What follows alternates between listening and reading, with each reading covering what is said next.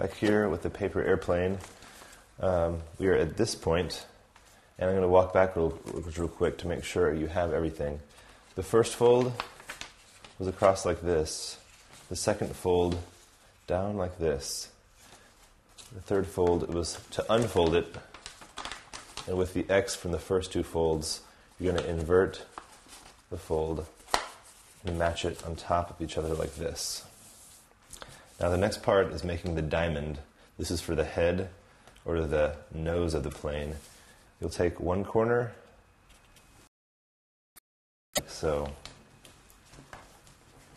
just a triangle, just matching. Same thing for the left side. Bring it up, meet it at the nose. Make sure the edges are sharply creased. The sharper your creases, the tighter the plane will be and the better it will fly.